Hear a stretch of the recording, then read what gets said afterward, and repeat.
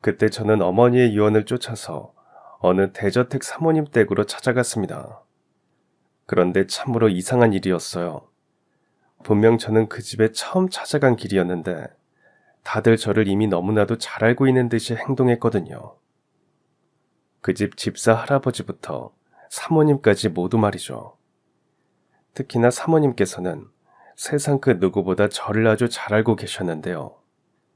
그러한 만남의 끝에서 저에게 돌아온 것은 저의 목을 향해 겨누어진 매서운 날붙이었습니다. 사실 그날 있었던 모든 일들이 돌아가신 저희 어머니의 뜻대로 이루어진 것이었습니다. 과연 저희 어머니께서는 대체 어떤 사연을 간직하신 채로 세상을 떠나셨던 것이었는지, 갑부집 사모님은 대체 저를 어떻게 그리도 잘 알고 있었던 것이었는지, 또한 그러한 만남의 끝에서 저의 목에 겨누어진 매서운 날붙이는 대체 무엇을 목적으로 하는 위협이었을지, 그 모든 진실이 담겨있는 저의 사연을 지금 바로 시작해보겠습니다. 저희 가족의 가난은 외동딸인 제가 태어나기 한참 전부터 시작되어 있었습니다. 어머니 아버지 두 분 다 고아원 출신이셨거든요.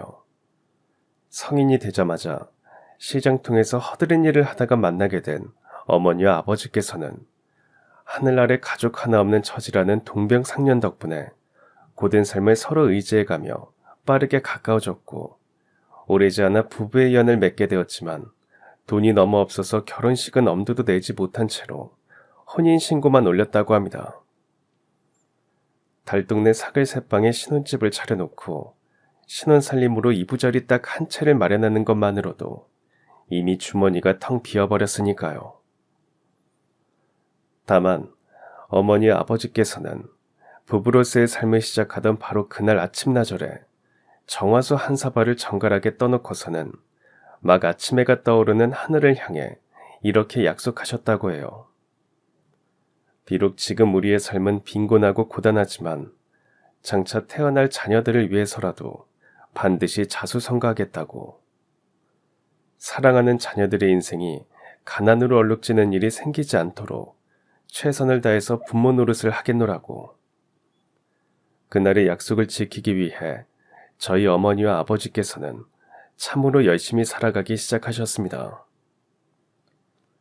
아버지께서는 며칠에 한 번씩 사람이 다쳐나가는 위험한 공장에 다니기 시작하셨다고 해요.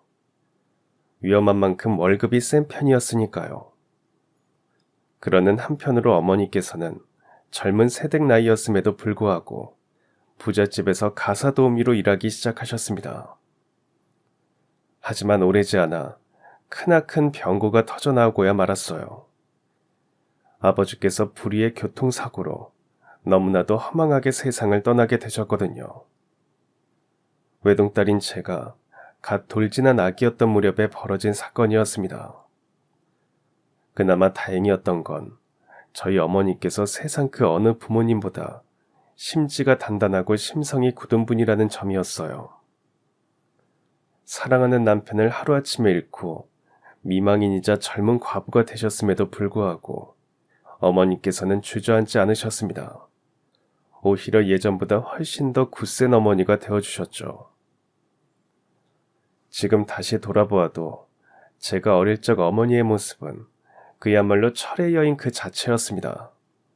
단 하루도 쉬지 않고 가사 도우미 일을 해서 외동딸인 저를 꿋꿋하게 건사하셨거든요. 당시 어머니께서는 오직 저 한 사람만을 위해서 사셨고, 덕분에 저는 가난의 그림자를 크게 겪지 않고 자랄 수 있었어요. 어머니 당신께서는 부잣집 사모님 댁에서 일하며 남은 반찬을 얻어다가 잡수시면서도 저에게는 직접 지은 새 쌀밥과 새 반찬만을 먹여주셨습니다. 어머니 당신께서는 거의 한평생 동네 아주머니들의 낡은 옷을 얻어다 입으셨지만 외동딸인 저한테만큼은 늘 새 옷을 사주셨어요. 비싼 메이크옷이 아닌 시장에서 파는 보세 의류였지만 저는 늘 감사한 마음이었습니다. 당시 저희 집은 워낙에 가난했기에 비록 시장표 보세 의류였을지언정 새 옷을 입을 수 있다는 것 자체만으로도 이미 아주 크나큰 호사를 누리는 셈이나 다름이 없었으니까요. 물론 당시 저는 어린 마음에 가난한 현실을 아주 많이 미워한 적도 있었습니다. 정확하게 말하자면 사랑하는 어머니를 고생스럽게 만드는 가난이 싫었던 것이었습니다. 만약 제가 없었더라면 어머니가 조금이라도 덜 힘들게 사실 수 있었을 거라는 생각 때문에 스스로에게 화가 났던 적도 있었고요. 만약 그때 그 마음 그대로 계속 자랐더라면 어쩌면 저는 지금쯤 한참 어긋난 사람이 되어 있을지도 모르는 일이었습니다. 하지만 존경하는 어머니 덕분에 그런 어두운 마음들을 떨쳐낼 수 있었죠. 어머니께서 저에게 금덩이보다 반짝이는 교훈을 주셨거든요. 그때 그 교훈의 계기가 된 사건은 제가 갓 국민학교에 입학했을 무렵의 일이었습니다. 여느 때와 다름없이 학교를 마치고 하교하던 저는 버스 정류장에 덩그러니 놓여있는 가방을 발견하게 되었어요. 회사원 아저씨들이 들고 다니는 가방 같기도 하고 한편으로는 영화에서나 보던 소위 007 가방처럼 생긴 물건이었죠. 그 가방을 향해 단숨에 호기심에 사로잡힌 저는 일단 주변을 서성이며 기다렸습니다. 주인이 가방을 찾으러 올지도 모른다는 생각에서였죠. 하지만 해가 서쪽에서 뉘엿뉘엿 넘어가고 거리에 어스름이 내릴 때까지도 가방의 주인은 나타나지 않았습니다. 그제서야 가방이 분실된 것이 아닌 버려진 것이라고 생각한 저는 가방으로 조심스럽게 다가가 열어보았는데요. 그 가방 안에 들어있는 충격적인 물건을 발견한 저는 행여 누가 보기라도 할세라 얼른 가방을 품에 끌어안은 채로 집을 향해 내달렸습니다. 그리고는 마침 퇴근하고 기가 한참인 어머니에게 아주 환한 미소와 함께 이렇게 외쳤죠. 엄마, 이제 우리 고생 끝이에요. 하늘에서 엄마랑 저한테 돈벼락을 내려주셨거든요. 집에 오는 길에 웬 가방이 버려져 있길래 열어봤더니 글쎄 가방 안에 금송아지가 들어있지 뭐예요. 순간 사색이 된 어머니께서는 제 품에 안긴 가방을 열어보셨는데요.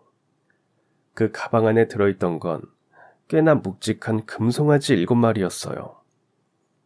그 금송아지를 잘 팔면 시장에 장사자리 한 칸은 충분히 마련하고도 남을 터였습니다. 그렇다는 건 어머니께서 부잣집 사모님들께 무시당하면서 가사도우미 일을 다닐 필요가 없다는 뜻이었고요. 당연하게도 철없는 어린아이였던 저는 어머니의 칭찬을 기대했습니다. 하지만 돌아온 어머니의 대답은 마치 호랑이 같은 불호령이었어요. 유진이, 너 지금 이게 무슨 짓이야? 그게 어떤 물건인 줄 알고 함부로 집으로 가지고 들어오느냐고? 왜 갑자기 화를 내세요? 혹시 금송아지한테 귀신이라도 쓰인 건가요? 그래서 화가 나신 거예요? 귀신 들린 물건을 함부로 집으로 줘왔다가는 아주 큰 병고를 치르게 될 수도 있어서요. 당연히 귀신이 들었고 말고 욕심이라는 이름의 악귀가 유진이 네 마음에 아주 단단히 자리를 잡고 있구나. 그러지 않고서야 남의 집 귀한 물건을 함부로 집에 가지고 들어올 리가 없잖니. 지금 네 행동이 도둑질이랑 뭐가 달라? 도둑질한 거 아니에요. 하루 종일 지켜보다가 버려진 가방인 것 같길래 열어봤을 뿐이라고요. 세상 천재, 금송아지가 7마리씩이나 들어있는 가방을 내다 버리는 사람이 어디 있겠니? 분명 지금쯤 주인이 애타게 찾고 있을 테니까 얼른 경찰서에 가져다 주려무나. 꼭 그렇게 해야 돼요? 어차피 주인 일은 금송아지니까 그냥 엄마랑 제가 가지면 안 되는 거냐고요. 그 금송아지를 팔면 시장에 장사자리 하나는 충분히 얻을 수 있을 테고 그렇게 되면 엄마가 지금보다 조금은 편하게 사실 수 있을 거잖아요. 아휴, 얘 유진아, 엄마가 그동안 왜 그렇게 힘들게 살아는 줄 아니? 솔직히 엄마도 잠깐 나쁜 마음만 먹으면 세상 쉽게 살 수 있는 기회가 몇 번씩이나 있었어. 그럼에도 지금껏 정직하게 살아왔던 이유는 비록 가난할지언정 하늘을 우러러 한 점 부끄럼 없이 살고 싶었기 때문이란다. 아무리 춥고 배가 고프더라도, 가난이 아무리 힘들고 고되더라도 남의 집 기둥뿌리 뽑아서 호의호식하면 안 되는 법이고, 대쪽처럼 올바르게 살면 언젠간 큰 복을 받게 될 테지만 나쁜 사람으로 살아가면 결국에는 아주 큰 천벌을 받게 되어 있어. 그러니 엄마 말 새겨듣고 얼른 그 가방부터 경찰서에 맡겨놓으려무나. 그런 어머니의 말씀에 저는 곧장 경찰서로 찾아가서 금송아지 7마리가 들어있는 가방을 분실물로 접수하고 돌아왔습니다. 하지만 솔직히 불만스러운 심정이었어요. 그때까지만 해도 어머니의 큰 뜻을 제대로 이해하지 못하고 있었으니까요. 그랬던 제가 어머니의 교훈과 가르침을 가슴 깊이 새기게 된 건 정장을 반듯하게 차려입은 아저씨가 학교에서 수업 중인 저를 찾아오게 되면서부터의 일이었습니다. 그 아저씨는 금송아지 가방을 잃어버린 주인이었죠. 네가 유진이로구나. 경찰 아저씨들이 네가 지금쯤 학교에서 수업을 듣고 있을 거라길래 그 얘기 듣자마자 부랴부랴 찾아온 거야. 가방은 돌려받으셨어요? 당연하지. 우리 유진이가 욕심 부리지 않고 가방을 경찰서에 맡겨준 덕분에 아주 잘 돌려받을 수 있었어. 우리 유진이의 선행 덕분에 아저씨네 회사랑 직원들이랑 그 가족분들 모두가 기사회생할 수 있었고, 실은 그 금송아지를 팔아서 부족한 사업 자금을 메꾸려던 참에 잃어버렸던 거거든. 네, 잘 됐네요. 근데 아저씨네 회사야 그렇다 쳐도 직원분들네 가족까지 기사회생했다는 건 무슨 말씀이세요? 회사가 망하면 직원들도 일자리를 잃게 되잖니. 그렇게 되면 직원들의 가정이 동시에 풍비박산이 나게 마련이고, 우리 직원들은 다들 아내랑 자식들을 건사하는 가장들이니까. 그렇게 말하며 아저씨는 제 손을 꼭 잡고 눈물을 흘리셨습니다. 덕분에 저는 아주 큰 깨달음을 얻을 수가 있었어요. 저의 헛된 욕심이 얼마나 많은 가정의 생계를 위협했던 건지를 알게 되었고, 동시에 어머니의 선행이 얼마나 많은 가정을 위기로부터 구해내었는지 또한 알게 되었죠. 어머니께서 저를 다그쳐서 가방을 경찰서에 맡기도록 하지 않았더라면 아저씨네 회사는 망했을 테고, 그 바람에 수많은 가정이 생계 또한 위협받게 되었을 테니까요. 더욱이 그날 저는 이 세상에는 돈보다 훨씬 소중한 것이 있음 또한 깨닫게 되었어요. 그건 바로 정직하고 올바르게 살아가는 삶에 대한 자부심이었죠. 저의 선행으로 말미암아 얼마나 많은 사람들이 구원받을 수 있었는지를 생각해보면 마음이 너무나도 뿌듯했고, 마치 최고급 한우를 마음껏 먹은 것처럼 배가 부르더라고요. 이에 저는 그날 그 깨달음을 어머니에게 고백하며 이렇게 약속했습니다. 이번 일을 겪으면서 제가 많이 어리석었고 엄마 말씀이 다 맞았다는 걸 깨달았어요. 그래, 잘 배우고 잘 깨달았으니 되었다. 앞으로 같은 잘못만 되풀이하지 말려무나. 걱정 마세요, 엄마. 앞으로는 세상 누구보다 정직하고 올바르게 살아갈 테니까요. 이런 큰 교훈을 주셔서 감사합니다, 엄마. 그리고 존경합니다. 그런 어머니의 교훈은 외동딸인 저에게 앞으로 한평생 올바르게 살아가겠노라는 인생 가치관을 새겨주었을 뿐만 아니라, 나아가서는 이전까지만 해도 평범한 어린이였던 저에게 세상을 바라보는 눈까지 확 틔워주는 계기가 되었습니다. 어머니에게 배운 교훈을 바탕으로 세상을 바라보니까 이 세상에는 못된 사람들이 참으로 많더라고요. 힘없는 사람들을 속여서 등골을 빼먹거나 다른 사람들을 괴롭히면서 살아가는 정의롭지 못한 어른들이 자꾸만 눈에 띄었어요. 그래서 저는 앞으로 한평생 헌신하며 살아갈 장래의 희망을 결정하게 되었고, 그 결심을 어머니에게 솔직하게 말씀드렸어요. 우리 딸한테 꿈이 생겼다고? 그게 뭐니? 판사님이나 검사님이 되어서 이 세상의 정의와 질서를 바로잡고 싶어졌어요. 힘이 없어서 억울하게 당하고 사는 사람들이 없는 세상을 만들고 싶거든요. 그래, 그거 참 멋진 꿈이로구나. 그럼 앞으로 엄마가 열심히 뒷바라지를 해줘야겠네. 장차 사법고시까지 치르려면 공부에 매진해야 할 테니 말이다. 그건 너무 걱정하지 마세요. 고등학교 졸업할 때까지만 뒷바라지 해주시면 다음부터는 제 힘으로 알아서 공부할 예정이거든요. 하지만 사법고시 공부라는 것이 생각처럼 쉽지만은 않더라고요. 낮에는 아르바이트를 해가면서 밤에는 사법고시 공부를 하자니 체력도 힘에 부치고 집중도 잘 되지 않았습니다. 그럼에도 제가 꿋꿋하게 공부를 이어갈 수 있었던 이유는 어머니께서 저의 든든한 후원자가 되어주셨던 덕분이었어요. 단 하루도 빠짐없이 가사 도우미로 출근해서 딸 자식의 뒷바라지를 해주셨거든요. 덕분에 저는 열심히 공부해서 마침내 꿈을 이룰 수 있게 되었습니다. 마침내 꿈에 그리던 검사가 된 것이었죠. 그때 저는 속으로 어머니께서 이제 더는 고생하지 않으셔도 될 거라는 생각을 했습니다. 그동안 딸 자식을 검사 만들어주시느라 고생하셨으니 이제는 딸 자식의 보살핌을 받으며 편안하게 지내실 법도 했거든요. 하지만 어머니의 생각은 다른 모양이었습니다. 갑자기 그게 무슨 말씀이세요?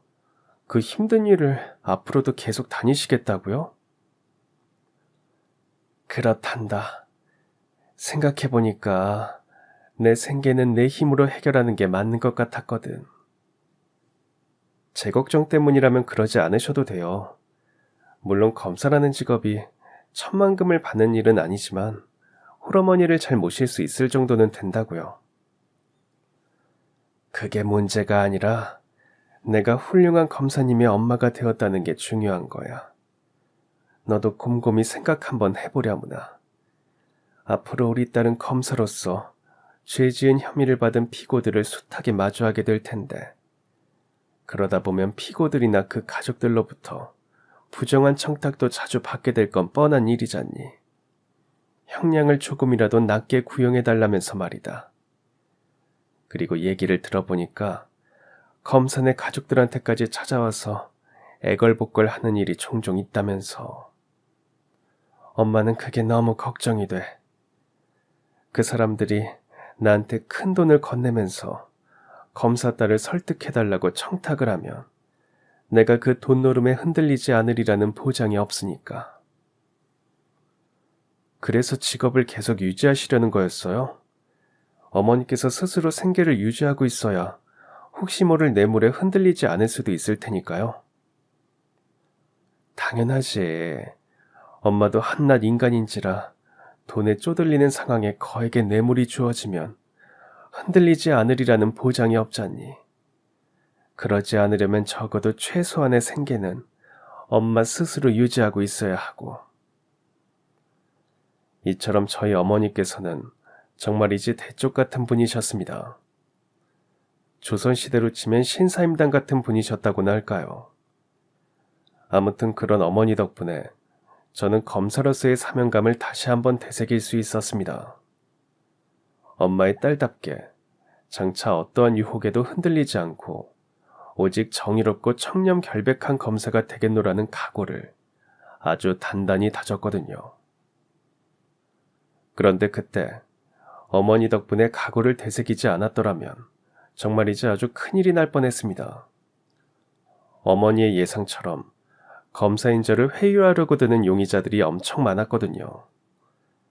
그런 짓을 벌이는 사람들 중 대부분이 소위 돈 깨나 있는 사람들이자 힘 깨나 있는 사람들이었습니다. 주로 이런 식이었죠. 이봐요 검사 양반, 그렇게 빡빡하게 굴지 말고 기소유예로 처리합시다. 그런 말은 또 어디서 듣고 오셨는지 모르겠네요.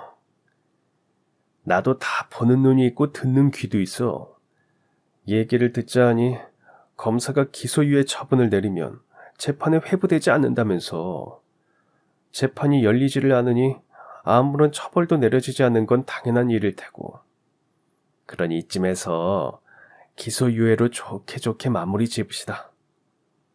기소유예는 혐의는 확실하지만 사안이 너무 경미한 경우에나 내릴 수 있는 판단입니다. 사안이 경미한 경우에는 기소유예나 사회봉사 처분 등을 통한 계도가 훨씬 이로울 때가 있으니까요. 하지만 지금은 상황이 많이 달라요. 그쪽이 저지른 대규모 사기 행각 때문에 수많은 가정이 무너져 내렸고 그 중에 몇몇 가장들은 스스로 생을 마감했습니다. 그런데 기소유예 말이 되는 소리를 하셔야죠. 에헤이, 그 사람 참. 나도 맨입으로 그렇게 해달라는 게 아니니까 일단 진정하시고. 어디 보자. 우리 검사님은 돈을 좋아하시나? 아니면 명예를 좋아하시나? 명예를 좋아하시면 우리 회사에 높은 자리 하나 마련해드리면 어떻겠소? 부회장 자리 정도면 당장 검사 그만두고 우리 회사로 들어와도 손해는 아니라고 보는데, 만약에 돈을 좋아하신다면 얼마를 상상하든 그 이상을 현금으로 마련해 드리리다. 당연히 잘 세탁된 돈이라 먹어도 탈 안 나니 걱정 마시고, 검사님은 그저 눈 한번 딱 감고 기소유예 처분 내려서 교도소 가는 일만 없도록 잘 막아주면 돼요. 아니요, 대한민국 검사로서 그런 회유에 넘어갈 수는 없습니다. 오히려 현 시간부로 뇌물공여 미수죄를 추가해야겠네요. 뭐가 어쩌고 어째? 당신, 내가 누구인지 알고 이러는 거야? 잘 알죠. 제 사무실에 들어와서 앉아있는 이상 다 똑같은 피고일 뿐이니까. 저는 그저 법대로 정의를 행할 뿐이고요. 이처럼 저는 갖가지 회유와 겁박에 시달리기 일쑤였어요. 물론 그럴 때마다 아주 완강하게 거절했고, 필요할 경우에는 뇌물공여 미수죄 등을 통해서 적극적으로 맞섰죠. 문제는 그런 상황들이 비단 용의자나 피고들만 저지르는 행위가 아니라는 것이었습니다. 피고의 노모가 찾아와서 통장을 쥐어주며 자기 자식의 형량을 낮춰서 구형해달라는 청탁을 하는가 하면, 저의 동창들이 몇 년 만에 연락이 와서는 친구들 사이의 우정을 들먹이며 자기 아는 사람 누군가 어디 구치소에서 구속수사를 받고 있는데 무죄 방면되도록 뒤에서 힘을 좀 써달라고 청탁을 하는 경우들도 제법 있었어요. 그런 상황이 자주 벌어지다 보니까 저는 차츰 지쳐가게 되었고 조금씩 사람들을 멀리하게 되더라고요. 언제 어디서 누구를 만나 어떤 청탁을 받게 될지 모르는 일이었으니까요. 청렴결백한 검사가 되기 위해서는 세상, 그리고 사람들과 다소 거리를 두어야만 했습니다. 외롭지만 어쩔 수 없는 일이었어요. 주변 검사 선배님들께서도 다들 겪으셨던 과정이기도 했고요. 아무튼 그러던 어느 날 참으로 이상한 일이 벌어졌습니다. 존경하는 어머니께서 저보다 훨씬 대쪽 같으셨던 바로 그 엄마가 저한테 아주 뜻밖의 부탁을 하시더라고요. 유진아, 엄마가 얼마 전부터 새 사모님 댁에 출근하는 거 알고 있지? 당연하죠. 저번에도 엄마가 자랑을 꽤나 하셨었잖아요. 그 집 사모님이 인품이 참 훌륭한 분이라고. 덕분에 엄마가 일하기가 아주 편하시다고. 그 얘기를 기억하고 있었구나. 그렇다면 얘기가 빠르겠네. 다름이 아니라 휴일에 잠깐 시간 내서 그 집 사모님을 한번 만나보지 않으련? 사모님께서 우리 딸을 꼭 만나보고 싶어 하시거든. 순간 저는 제 귀를 의심했습니다. 다른 사람도 아닌 저희 어머니께서 검사인 딸한테 갑부집 안주인을 만나보라고 말씀하시리라고는 전혀 상상조차 못했거든요. 더욱이 놀라웠던 건 당시 어머니께서 그 집 사모님의 말씀을 전달하고 있는 입장이라는 것이었습니다. 그 집 사모님이 저를 만나고 싶어 한다는 것이 무슨 뜻인지 어머니께서도 아주 잘 알고 계실 텐데도 말이죠. 어머니, 혹시 그 집 사모님한테 제가 검사라고 얘기하셨어요? 둘이서 그동안 살아온 인생사를 서로 이야기하다 보니까 자연스럽게 그런 말이 나오더구나. 어머니도 그 부탁이 무슨 뜻인지 잘 아시잖아요. 그 집에 법적으로 큰 문제가 생겼는데 마침 제가 검사라고 하니까 만나보고 싶어 하는 거라고요. 변호사를 찾아가는 게 아니라 검사인 저를 만나려고 한다는 건 저한테 안 좋은 부탁을 하려는 생각일 테고요. 그야 물론 지금 그 집이 법적으로 큰 위기에 처해 있는 건 맞아. 그치만 꼭 그런 이유 때문에 너를 만나보려고 하는 건 아니란다. 저야 물론 어머니를 믿지만 그 집 사모님에 대해서는 제대로 알지 못해서요. 그래서 지금 당장 만나는 건 어려울 것 같습니다. 만약 만나게 되더라도 그 집 사모님이 어떤 사람인지 제가 알게 되었을 때 그때 만나볼게요. 그래, 그렇게 하려무나. 어차피 당장 크게 서두를 만한 일은 아니니 말이다. 그날 이후 어머니께서는 한동안 사모님 이야기를 일절 꺼내지 않으셨습니다. 그저 제가 그분을 만날 마음의 준비가 되는 날까지 묵묵히 기다려주셨죠. 하지만 오래지 않아 병고가 벌어지고야 말았습니다. 어머니께서 갑자기 쓰러지셔서 응급실에 실려가시더니 그 길로 췌장암 말기 판정을 받고 입원을 하셨거든요. 어머니께서는 평소에 지병 한 번 크게 앓은 적 없을 정도로 건강한 분이셨기에 처음에 저는 췌장암 말기 진단을 믿을 수가 없었어요. 하지만 췌장암이라는 게 원래 그렇다더라고요. 주치의 선생님의 말씀에 따르면 췌장암은 원래부터가 초기 증상이 거의 없어서 말기쯤에 접어들어서야 진단을 받게 되는 경우가 부지기수라고 합니다. 췌장암 진단을 받고 입원을 하기가 무섭게 사경을 헤매게 된 저희 어머니처럼 말이죠. 췌장암이라는 위험한 병 앞에서 한낱 인간인 제가 할 수 있는 일은 그다지 많지가 않았어요. 저희 어머니 아버지께서 부부의 연을 맺을 때 그러하셨던 것처럼 그저 정화수 한 사발을 정갈하게 떠놓고서는 하늘을 향해 기도를 올리는 것밖에는 할 수 있는 일이 없었습니다. 어머니를 데려가지 말아달라고 이대로 떠나보내기에는 너무나도 존경스럽고 훌륭한 분이라고 그렇게 기도하고 또 기도했습니다.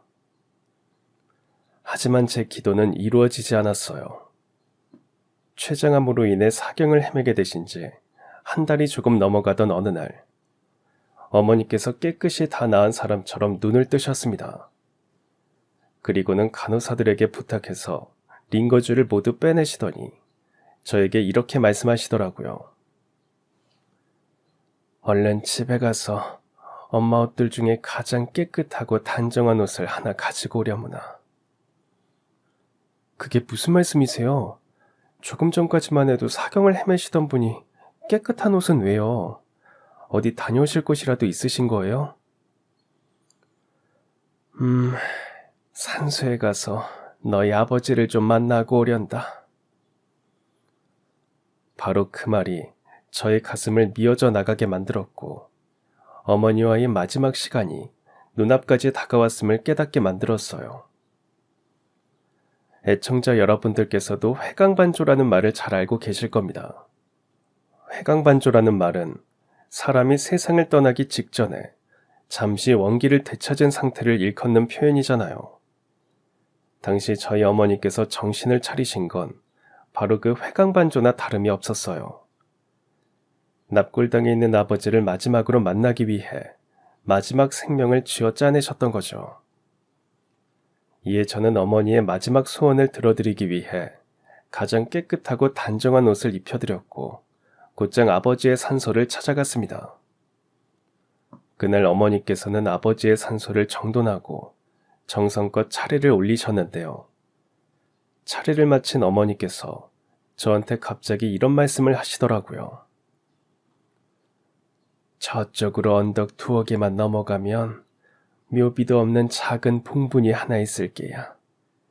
한평생 외롭게 혼자 두었으니 마지막 순간에는 그 녀석 곁에 있어주고 싶어. 그때 저는 어머니에게 차마 아무런 질문조차 하지 못한 채로 묵묵히 길을 따라 나섰어요. 어머니의 기력이 벌써 많이 빠진 것이 눈에 보여서 제 질문에 길게 대답하실 여력 자체가 없어 보였거든요. 아무튼 그렇게 도착한 곳은 묘비 하나 없이 잡초가 무성하게 방치된 아주 작은 봉분이었습니다. 어머니께서는 그 봉분을 아무 말 없이 정리하기 시작하셨어요. 당장이라도 숨이 끊어질 것 같은 손으로 잡초들을 모두 뽑아내고서는 그 봉분을 끌어안은 채로 한참을 아무런 말씀이 없으셨죠. 그런 어머니의 모습을 보며 저는 속으로 생각했습니다. 어쩌면 저에게 갓난쟁이 때 세상을 떠난 언니나 오빠가 있으리라고 말이죠. 한평생 가슴에 묻어두었던 첫째의 묘지를 엄마의 마지막 손길로 단정하게 정돈해주고 싶어서 일부러 찾아가셨다고 말이죠. 그리고 그날 어머니께서는 병원으로 돌아가는 차를 운전하고 있던 저에게 이렇게 말씀하셨습니다. 유진아, 안방 서랍장 깊숙한 곳을 찾아보면 낡은 색동 복주머니가 하나 있을 게야. 그 복주머니를 가지고 엄마가 일하던 갑부집 사모님을 찾아가서 꼭 만나보거라. 너무 늦게 알려줘서 미안하고 누가 뭐래도 나는 너를 내 딸로서 세상 그 무엇보다 사랑했단다. 하지만 저는 그 말이 무슨 뜻인지를 여쭈어 볼 수가 없었습니다. 말을 마치신 어머니께서 잠시 눈을 감으시나 싶더니 아주 평온하게 영면에 드셨거든요. 저는 차를 잠시 갓길에 주차시켜 놓은 채로 어머니를 꼭 끌어안고 이렇게 말씀드렸습니다. 어머니, 오늘 그 작은 봉분이 누구의 산소였는지, 어머니의 마지막 말씀은 또 무슨 뜻이었는지 그건 제가 잘 알아볼 테니까 아무 걱정 말고 편히 쉬세요. 사랑하고 존경합니다, 어머니. 제가 그런 마지막 작별 인사를 드렸던 이유는 어머니께서 저에게 미처 모두 다 말씀하시지 못한 어떤 사연 같은 것이 있으리라는 생각이 들었기 때문이었어요. 어머니께서 작은 봉분을 한참 끌어안고 계시던 모습이 그러했고 저에게 남기신 마지막 유언 또한 그러했으니까요. 이에 저는 장례를 마치기가 무섭게 어머니의 서랍장 깊은 곳을 찾아보았습니다. 그랬더니 어머니 말씀대로 낡은 색동 복주머니가 하나 나오더라고요. 그리고 그 복주머니 안에는 웬 금반지 하나가 들어있었습니다. 하지만 그것뿐이었어요. 어머니께서 한평생 가슴에 품고 사셨을 사연이 무엇인지 알아낼 수 있을 만한 단서는 발견되지 않았죠. 그래서 저는 복주머니에 금반지를 넣어놓은 채로 마치 어머니께서 남긴 유언을 쫓아가기라도 하듯 급히 걸음을 옮겼습니다. 어머니께서 유언으로 말씀하신 바로 그 사모님 댁으로 찾아간 거죠. 처음 사모님 댁을 마주한 저는 그만 입을 떡하니 벌리고야 말았습니다. 우리나라에는 알려지지 않은 갑부들도 참 많고 재벌들도 참 많다더니 사모님 댁이 딱 그랬어요. 건물 외형부터가 위용이 넘치는 대저택이었거든요. 심지어 더 놀라운 건 바로 다음에 이어지는 상황이었어요. 제가 초인종을 누르자 그 위용이 넘치는 대저택의 강철 대문이 육중한 소리를 내면서 열렸는데요. 문이 완전히 열리자 명품 정장을 멋들어지게 차려입은 노년의 집사 할아버지께서 나오시더니 대뜸 저에게 허리 숙여 90도로 인사하며 이렇게 말씀하시는 게 아니겠어요. 마침내 집으로 돌아오셨군요, 아가씨. 혹시 저를 아시나요? 저는 이 집도 처음이고 어르신도 초면인 것 같은데요. 당연히 알죠. 젊을 적부터 한평생 집사로서 이 집안과 사모님을 모시고 살아온 제가 지금 그 얼굴을 어떻게 몰라볼 수가 있겠습니까? 우선 서둘러서 집으로 들어가시지요. 사모님께서 아가씨를 보시면 아주 기뻐하실 겁니다. 저로서는 정말이지 당황스러운 순간의 연속이 아닐 수가 없는 노릇이었습니다. 저는 분명 그 집도 처음이고 집사 어르신도 처음인데 어르신께서는 마치 저를 아주 잘 알고 있는 것처럼 행동하셨으니까요. 제가 얼떨결에 저택 거실로 들어가던 바로 그 순간에도 당황스러운 상황은 계속 이어졌습니다. 그 집 사모님께서도 저를 아주 잘 알고 계신 것 같은 눈치였거든요. 내가 너를 이렇게 다시 만나게 되는구나, 수정아. 한수정. 그런 사모님의 말이 더더욱이 이상했던 건 사모님이 제 이름을 잘못 불렀기 때문이었습니다. 저희 어머니께서 사모님에게 외동딸인 저의 이름을 잘못 알려주셨을 리가 없을 텐데 말이죠.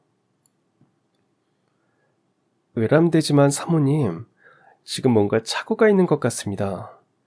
저희 어머니를 통해서 이미 들으셔서 알고 계시겠지만 제 이름은 유진이에요. 한수정이 아니라 김유진이요. 아니란다.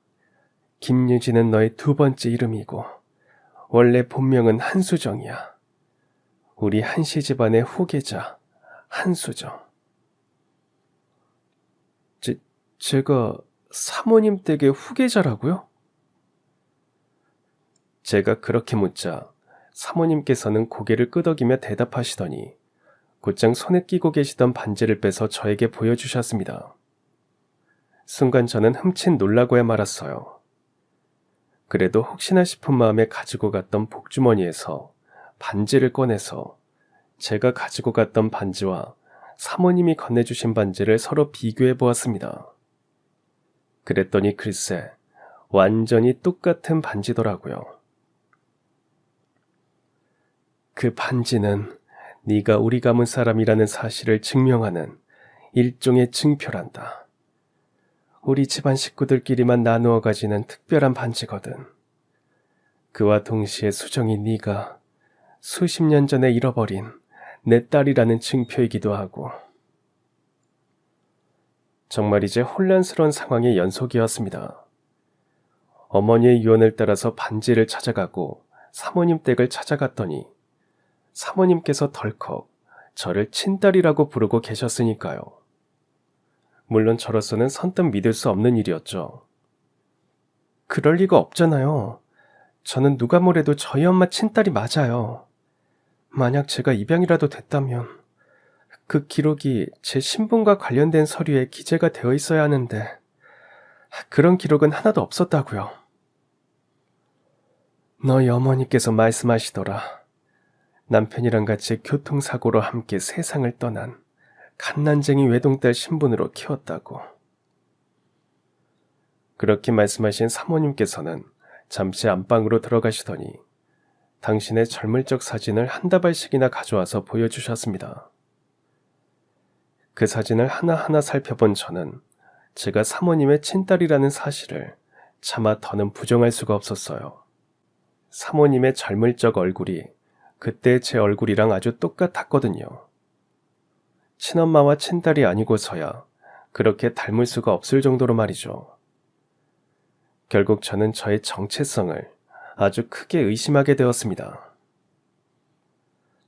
저희 어머니랑 사모님 사이에 대체 무슨 일이 있으셨던 거죠?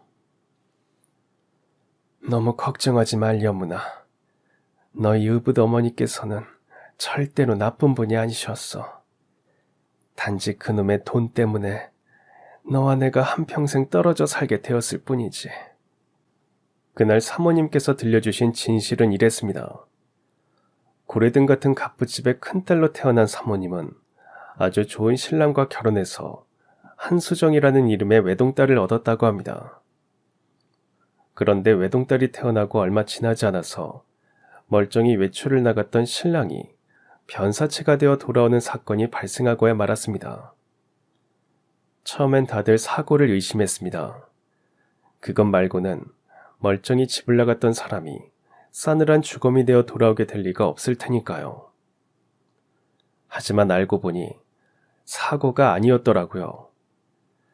당시에 사모님에게는 남동생이 하나 있었는데요.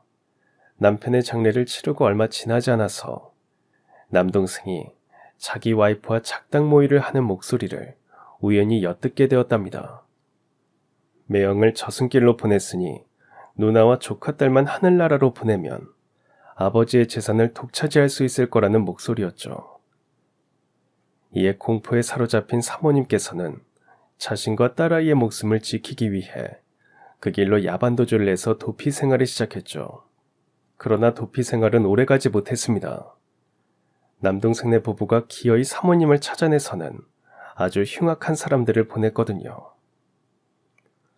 당연하게도 사모님과 외동딸을 제거해서 그 집안의 유일한 상속자 자리를 따내기 위한 목적이었습니다.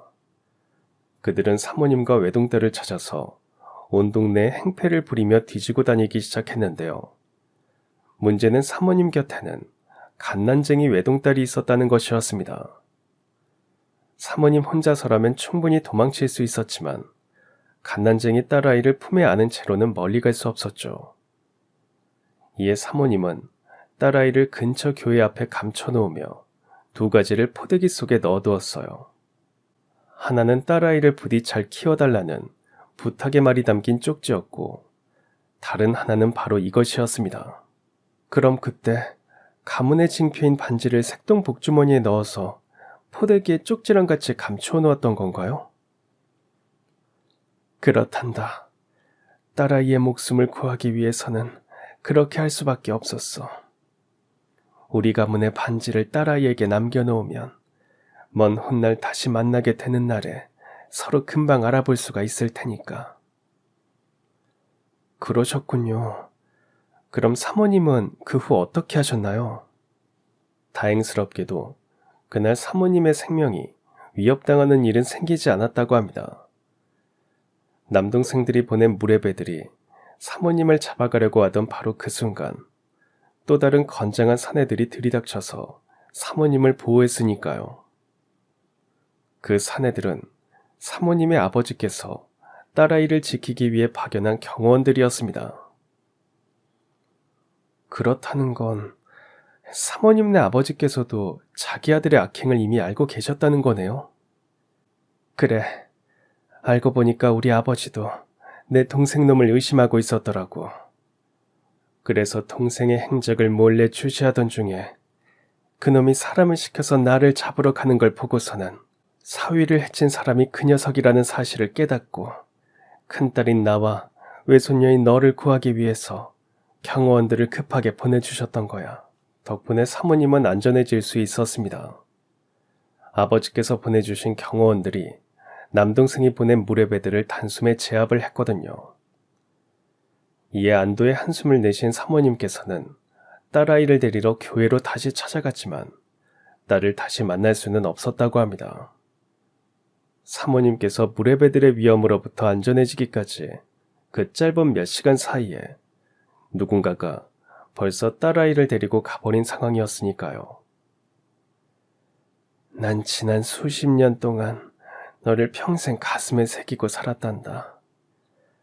그 작자들은 모든 혐의가 밝혀져서 교도소로 잡혀 들어갔지만 그때 잃어버렸던 너는 아무리 수소문을 해보아도 행방조차 알 수가 없었지.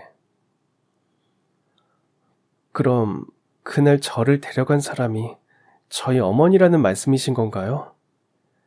저희 어머니께서 사모님 댁에서 일하게 되면서 모든 사실을 알게 된 거고요. 하늘이 우리를 도우셨던 모양인지 인연이 그렇게 다시 이어지더구나. 너희 어머니께서 자꾸만 내 손에 끼어져 있는 반지에 눈길을 주더라고. 어디서 많이 본 반지 같다면서 말이야. 그래서 확인해 봤더니만 우리 집안의 반지가 맞더구나. 그제서야 너희 어머니께서 자신의 사연을 나한테 들려주셨어. 그건 또 어떤 이야기였는데요? 교회에서 너를 발견하기 얼마 전에 남편과 외동딸을 한날 한시에 사고로 떠나보냈다고 하더구나. 그때 너희 어머니는 가족을 잃은 충격이 워낙 커서 스스로 세상을 등지려고 했었는데 그러던 중 교회 앞에서 갓난쟁이 울음소리가 들리길래 뭔가 싶어서 들여다봤더니 그곳에 네가 포대기에 쌓인 채로 혼자 울고 있더래. 마침 포대기 안에서 잘 키워달라는 쪽지까지 발견되었겠다. 그래서 너를 아직 사망신고도 하지 않은 친딸의 신분으로 애지중지 키워주셨던 거고. 그제서야 저는 그동안 벌어졌던 모든 일들을 이해할 수 있었습니다. 어머니께서 삶을 마감하시기 직전에 찾아가셨던 이름 없는 봉부는 어머니 친딸의 무덤이었던 것이었어요. 의붓어머니께서 저와 사모님, 아니 친어머니를 그토록 만나게 해주고 싶어 하셨던 이유 또한 색동 복주머니 속에서 발견된 반지를 통해 저의 뿌리를 알게 되었기 때문이었습니다. 즉, 의붓어머니께서는 저에게 친어머니를 찾아주기 위해서 사모님을 꼭 찾아뵈라는 유언을 남기셨던 것이었고요. 아무튼 이로써 지난 수십 년 동안 얽히고 또 꼬여있던 저와 친어머니의 인연은 마침내 다시 이어지게 되었습니다. 친어머니께서는 저를 꼭 끌어안으시며 딸을 잃어버린 채로 살아왔던 지난 수십 년 동안의 서름 그대로를 터뜨리듯 목 놓아 오열하셨고, 저는 친어머니에게 정식으로 큰 절을 올렸습니다. 이제서야 찾아뵈어서 죄송합니다, 어머니. 늦었지만 큰 절부터 받으세요. 괜찮아. 이렇게 훌륭한 사람으로 잘 자란 것만으로도 나는 충분히 행복하단다. 그리고 너의 이름과 정체성이 무엇인지에 대해서도 전혀 혼란스러워할 필요 없어. 너희 의붓어머니랑 나랑 둘이서 이미 약속했거든. 우리 두 사람 다 사랑하는 우리 딸아이의 엄마라고 말이다. 네, 맞습니다. 두 분의 어머니 입장에서는 제 이름이 김유진이든 한수정이든 그런 건 전혀 중요하지 않았어요. 오직 제가 두 분 모두의 사랑스런 딸이라는 사실 하나만이 중요할 따름이었죠. 다만 그때 제 머릿속에는 아직 해결되지 않은 한 가지 궁금증이 단단히 자리를 잡고 있었습니다. 그런데 있잖아요. 혹시 집에 무슨 우환이라도 있으세요? 의붓 어머니께서 친어머니 얘기를 처음 꺼낼 때 법적인 문제를 크게 겪고 있는 중이라고 말씀하셨거든요. 아휴, 왜 아니겠니? 너희 외삼촌 외숙모라는 그 작자들이 교도소에서 출소한 이후로 지금껏 조용하게 잘 지내다가 다시금 그놈의 돈 욕심이 도져버린 모양이야. 얼마 전부터 자꾸만 나를 쫓아다니면서 겁을 주더라고. 내가 물려받은 아버지의 재산 중에 반절을 자기들한테 내어놓지 않는다면 아주 끔찍한 꼴을 면하게 되지 못할 거라고 말이다. 그랬군요. 어머니께서는 어떻게 하고 싶으세요? 생각 같아서는 동생이고 나발이고 아주 본때를 제대로 보여주고 싶은데 그놈이 워낙 위험한 인간이라서 이도저도 못한 채로 속만 끓이던 중이었어. 더 잃을 것도 없는 밑바닥 인생을 함부로 잘못 건드렸다가는 어떤 화를 입게 될지 모르잖니. 잘 됐네요. 그런 일이라면 이제 아무 걱정하지 마세요. 어머니의 친딸이 대한민국 검사니까요. 앞으로는 제가 직접 어머니와 저희 집안을 지키겠습니다. 저에게 그날의 약속을 지킬 기회가 주어진 건 채 며칠이 지나지 않은 어느 날의 일이었어요. 당시 저는 온종일 재판 준비를 하다가 늦은 밤에서야 혼자 퇴근하고 있었는데요. 그런 제가 어둑한 골목길에 접어들던 바로 그 순간 모자와 마스크로 얼굴을 가린 괴한이 나타나서는 대뜸 제 앞으로 날부치를 들이밀더라고요. 그 괴한은 다름 아닌 저희 외삼촌이라는 작자였죠. 혹시나 싶어서 집을 알아내서 계속 숨어 기다리고 있었는데 역시 보람이 있었어.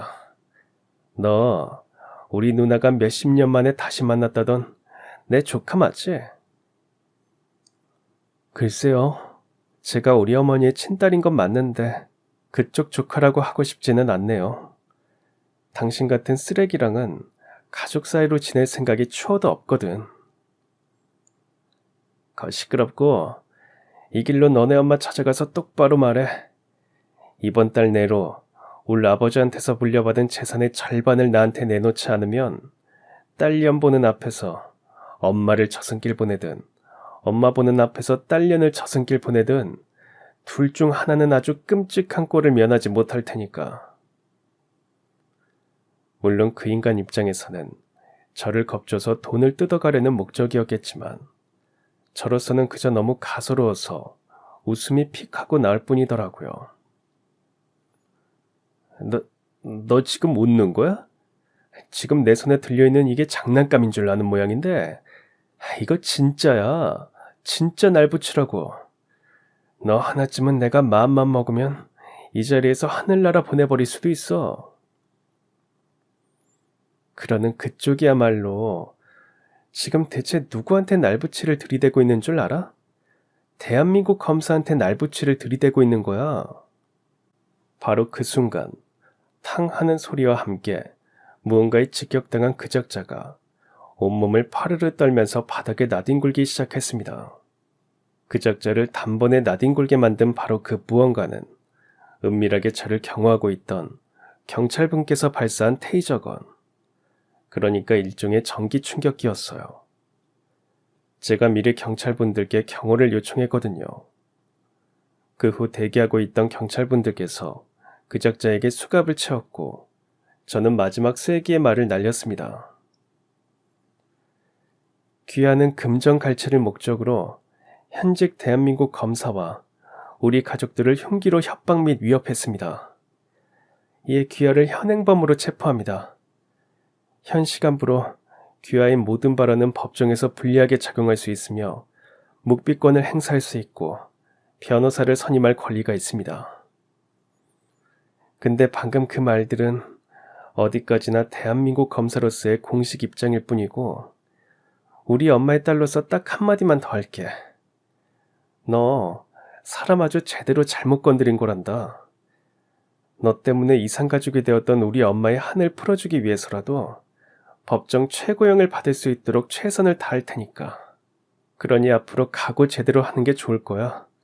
이 인간 같지도 않은 쓰레기 자식아. 그날 그 몹쓸 인간은 현행범으로 체포되어 구치소로 끌려갔고 바로 그날부로 대한민국 검사에게 날붙이를 들이댄 행동이 얼마나 위험한 것이었는지를 깨닫게 되었습니다. 그 몹쓸 인간을 향한 선후배 검사 동료들의 분노가 아주 대단했거든요. 이에 저희 검사들은 그 몹쓸 인간의 행적을 아무 먼지 털듯이 털어버렸고 그 결과 무려 15가지씩이나 되는 형사법 위반 혐의를 발견하게 되었죠.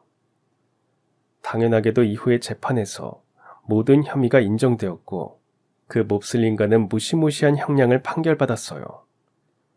어쩌면 임종하기 직전에서야 겨우 출소할 수 있을 정도로 말이죠. 반면에 저는 오늘도 검사로서 최선을 다해 열심히 일하고 있습니다. 물론 저는 지금까지 그래왔듯이 앞으로도 청렴결백한 검사의 삶을 살아가고자 해요. 그러기 위해서 친어머니와 아주 철석같이 약속을 했죠. 친가의 재산은 먼 훗날 어머니 사후에 사회에 환원해서 범죄 피해자들을 돕는 재단을 만들어 아주 뜻깊게 사용하기로 말입니다. 이 사연을 하늘에 계신 의붓어머니에게 바치며 애청자 여러분들께도 들어주셔서 감사하다는 인사를 전합니다. 그럼 지금까지 사연 들어주셔서 감사합니다. 사연이 재밌으셨다면 구독과 좋아요 부탁드려요. 감사합니다. 안녕히 계세요.